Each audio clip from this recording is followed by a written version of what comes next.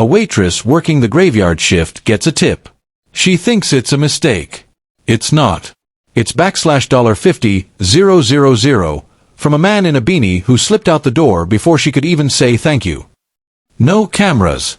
No entourage. Just a handwritten note that left her in tears, and a life forever changed. This isn't a rumor. It's not a PR stunt. This is the real story of how Keanu Reeves quietly walked into a small-town diner and walked out a legend. The Silver Moon Diner had seen better days. Its neon sign flickered with a tired hum, casting a dull pink glow over the cracked asphalt parking lot. Inside, the red vinyl booths were worn at the edges, and the jukebox in the corner hadn't worked since the Obama administration. But it had warmth, the kind of place where coffee was always hot, regulars called each other by name, and time moved just a little slower. Emily Russo wiped down the counter with the kind of focus that came from muscle memory, not motivation. It was her third night shift this week, and she still had a paper due for her online class by dawn. Her feet ached, her eyes stung from lack of sleep, but she pushed through with a quiet determination, the kind single mothers know all too well. Her life was a balancing act held together with duct tape and grit. Between shifts at the diner and classes at the community college, between rent and hospital bills, between daycare and broken-down cars, Emily rarely had time to think, let alone dream. But she kept going, for Lily, her 7-year-old daughter with a laugh that could brighten any room and a heart twice as big as her tiny body. Tonight was quiet. Only one customer lingered, a long-haul trucker half asleep over a plate of cold eggs. The clock above the pie case ticked slowly toward midnight. Emily looked up when the bell over the door jingled. A man walked in. Tall, lean, wore a black beanie, a worn leather jacket, and boots that had seen miles. He carried no umbrella despite the light drizzle outside. His face was shadowed beneath the cap, but there was something familiar about him. Not in a celebrity way, more in the haven't I seen him before kind of way. Maybe he was a musician. Maybe he just had that look. He walked slowly, like someone who didn't want to be noticed but couldn't help drawing attention. Anywhere you like, Emily said with a tired but warm smile, grabbing a menu. The man slid into the corner booth, the one farthest from the window, and offered a polite nod. His voice was quiet but distinct. Just coffee, thanks. Coming right up. She brought him the mug, filled it to the brim, and noticed his eyes. Dark, thoughtful, and sad? No, not sad. Reflective. Like he'd seen too much but wasn't ready to talk about it. You okay? She asked before she could stop herself. He looked up. Just needed to sit somewhere quiet. This place feels honest. Emily chuckled. That's one word for it. Honest. Or just really old. The man smiled. Old's not so bad. There was a pause, and then Emily surprised herself again. I don't mean to pry, but you look familiar. The man raised an eyebrow. I get that sometimes. He didn't offer a name. She didn't push. She figured if he wanted to be recognized, he'd have made it obvious. And truthfully, she was too tired to care much about fame. So she let it go. Minutes passed. Emily refilled his coffee without being asked. The trucker left. Now it was just the two of them and the soft hum of a distant radio playing some forgotten blues tune. Busy night? He asked. Emily gave a short laugh. It's a Tuesday. The only busy thing here is my feet. He nodded, sipping the coffee. You work nights often? Too often, she said. Pays a little extra. And someone's gotta keep the midnight crowd caffeinated. He looked around. Doesn't look like much of a crowd. Yeah, you're pretty much the king of the kingdom tonight. She leaned on the counter. Something about him made her relax, like she didn't have to perform. He wasn't ogling her, wasn't talking down to her, wasn't trying to rush her away. He was just present. She told him a bit about herself. Not everything, just the surface stuff. Single mom. Studying part-time. Saving up for her daughter's therapy sessions after surgery. How every dollar counted, but somehow the math never added up. He didn't interrupt. He didn't pity her. He just listened. When she asked what he did, he shrugged. Been in a few films. She laughed, assuming he was joking. You and half the people in this town. Got a name I'd know. He just smiled. She didn't push. Eventually, he pulled a small notebook from his jacket and scribbled something inside. A doodle. A thought. She couldn't tell. He tore the page out, folded it, and slid it under his plate. "You've been kind," he said, standing up. "More than you know." Emily waved it off. "It's just coffee and conversation." "Sometimes," he said, "that's the hardest thing to find." He placed his check on the table and walked out with a quiet nod. The bell jingled. The door closed. The night went still again. Emily returned to clear the table, grabbing the plate and mug, when she saw the receipt. She froze. $50, 000 tip. She blinked. Rubbed her eyes. Looked again. It wasn't a mistake. It was written clearly, with purpose. Next to the amount, there was a note. "M for your daughter. I hope she keeps dreaming. Kr." Emily's knees buckled. She had to grip the table to steady herself. Her eyes welled up. A lump rose in her throat. She looked out the window, heart pounding. He was gone. Disappeared into the foggy night. The folded paper under the plate caught her attention. She picked it up and opened it. Inside was a sketch of a little girl holding a star above her head. Below it, a single line. "Don't let the world make her small." Tears streamed down Emily's face. She covered her mouth to stop a sob from escaping. Mike, the night cook, walked out from the kitchen, wiping his hands on a towel. "Everything all right?" Emily turned, shaking, holding out the receipt. He stared. "Is that real?" She nodded slowly, barely able to breathe. "I think that was Keanu Reeves." The receipt sat in Emily's trembling hands, the ink still fresh. $50, 000. She turned it over again and again, as if the numbers might change. As if they couldn't possibly be real. They didn't belong in a place like this, in a cracked vinyl booth of a faded diner, written on a bill for coffee and a single slice of pie. And yet, there it was. Next to the tip, scrawled in gentle penmanship. "For your daughter. I hope she keeps dreaming. Kr." Emily pressed a hand to her chest, trying to slow her breathing. Her fingers were shaking. Her knees felt like rubber. Mike, the cook, leaned over the counter behind her. "You okay? You look like you've seen a ghost." She handed him the receipt wordlessly. He blinked at the number. Then blinked again. "You're kidding. That's real." Emily nodded slowly, tears starting to well in her eyes. "You think it was really him?" Mike asked. "Keanu Reeves?" "I think so." Her voice was barely above a whisper. The name made sense now. The quiet voice. The soft eyes. The calm way he listened, not out of politeness but out of genuine care. He hadn't just heard her, he'd seen her. Seen what she was carrying, what she was fighting for. And he didn't try to fix it with a grand gesture. He just left a note. And a door. Emily clutched the small folded sketch he'd left behind. The little girl holding a star above her head, and the words underneath it. "Don't let the world make her small." The rest of the shift passed in a blur. She went through the motions, refilled the coffee pots, wiped tables, counted the register, but her mind was elsewhere. When her shift ended, she stepped outside into the early morning light and stared at the horizon.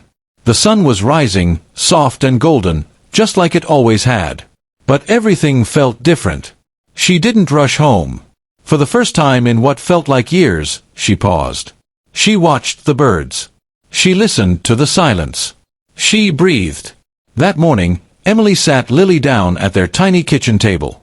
The little girl was still in her pajamas, her hair a tangle of curls, coloring in her sketchbook. "Sweetheart," Emily said softly, kneeling beside her, "something incredible happened." Lily looked up with her usual bright eyes. "Did we win something?" Emily smiled through her tears. "Yes." Kindness.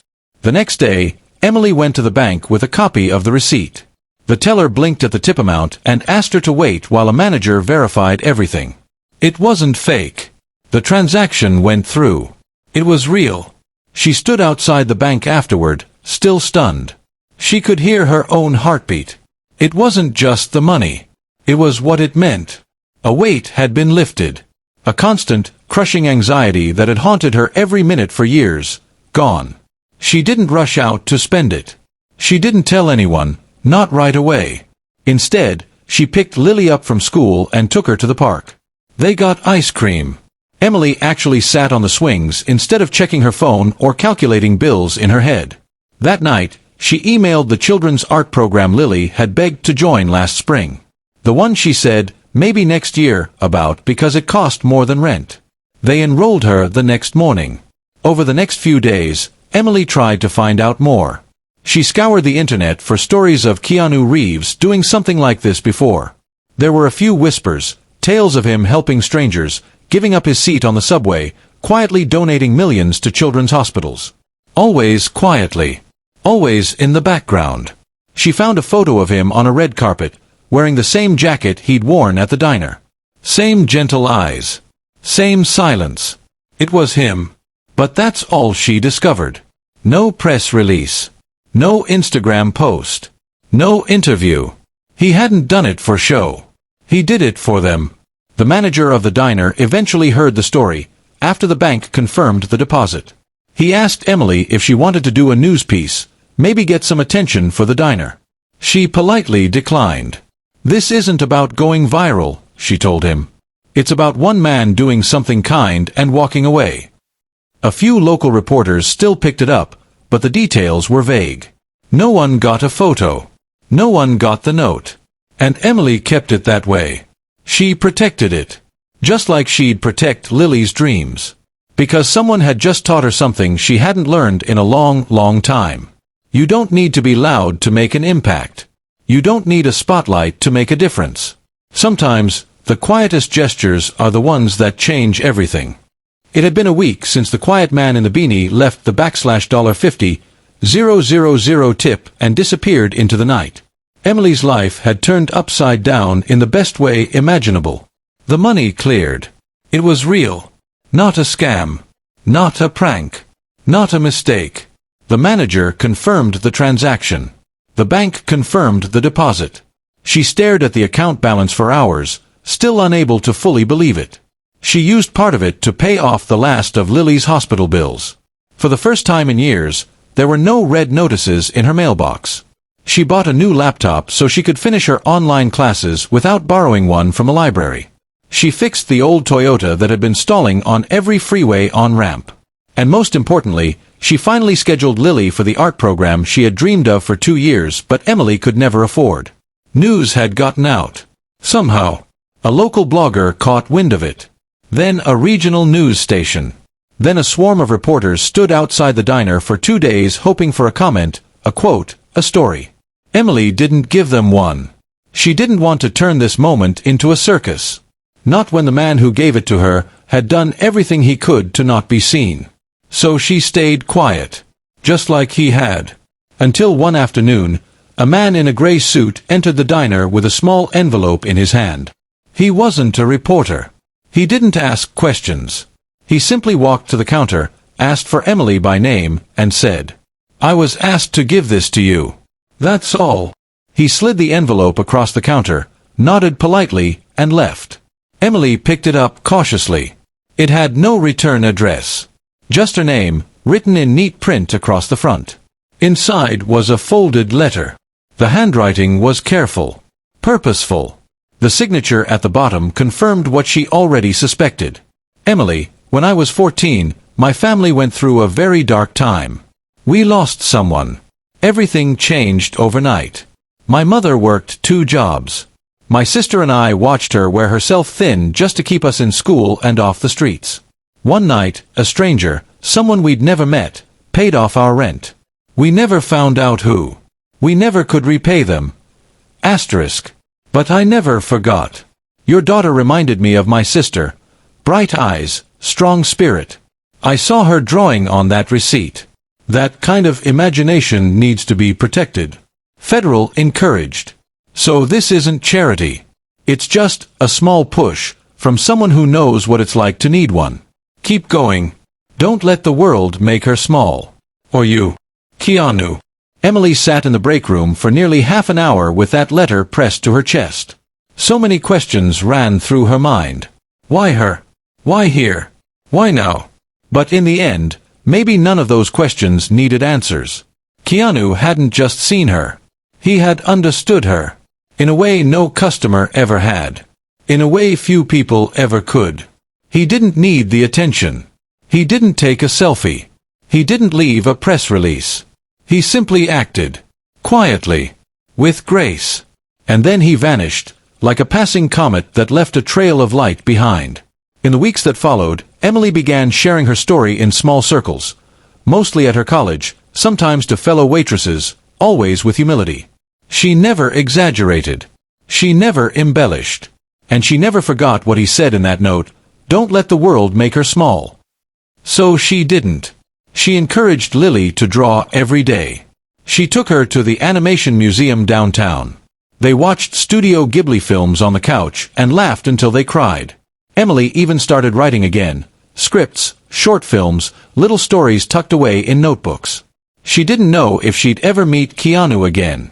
She didn't expect to. And she was okay with that. Because sometimes, the people who change your life the most are the ones who never expect anything back. Camera pans out from the Silver Moon Diner, warm lights glowing through the windows.